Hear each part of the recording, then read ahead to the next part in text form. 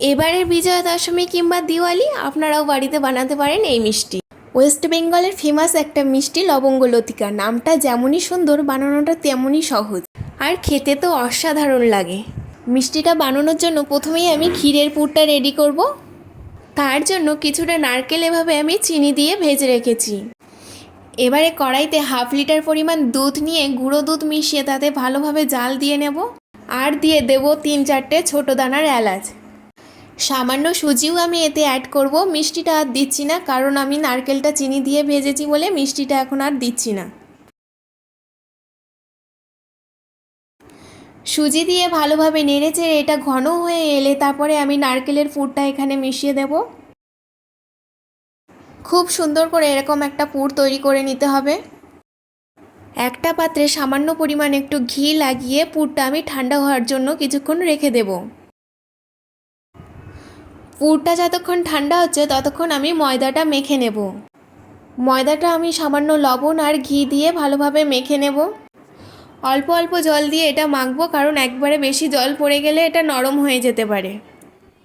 ময়দা ভালোভাবে মাখা হয়ে গেলে খানিকক্ষণ এভাবে রেস্টে রেখে দিতে হবে। তারপর আমি ওদিকে চিনির শিরাটা করে নেব।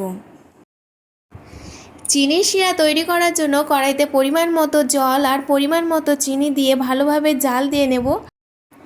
আর ফ্লেভারের জন্য দিয়ে দেব কয়েকটা লবঙ্গ। এরপরে সামান্য পরিমাণ হাতে ঘি লাগিয়ে ছোট ছোট করে লেচি কেটে সুন্দর করে লুচির মতো করে বেলে নেব। এরপর মাঝখানে একটু পুর দিয়ে দু সাইড ভালোভাবে মুড়ে নিতে হবে।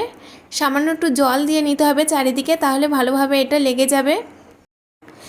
আমি যেভাবে ভাঁজ করছি ওভাবেই করতে হবে। তারপরে মাঝখানে একটা লবঙ্গ গেঁথে দিলেই তৈরি হয়ে যাবে লবঙ্গ লতিকা।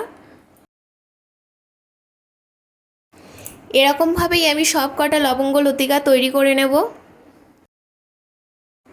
এরপর কড়াইতে সাদা তেল আর সামান্য ঘি দিয়ে একদম লো ফ্লেমে ডুবো তেলে এগুলোকে আস্তে আস্তে করে ভেজে নিতে হবে। দু পিঠ এরকম উল্টে পাল্টে ভালোভাবে ভাজা হয়ে গেলে তুলে খানিকক্ষণ ঠান্ডা হওয়ার জন্য রেখে দেব। এবারে 5 থেকে 6 মিনিট এরকম চিনির শিরায় ডুবিয়ে নিলেই তৈরি আমাদের অসাধারণ স্বাদের লবঙ্গ লতিকা মিষ্টি। রেসিপিটা কেমন লাগলো সবাই অবশ্যই কমেন্ট বক্সে জানাবেন।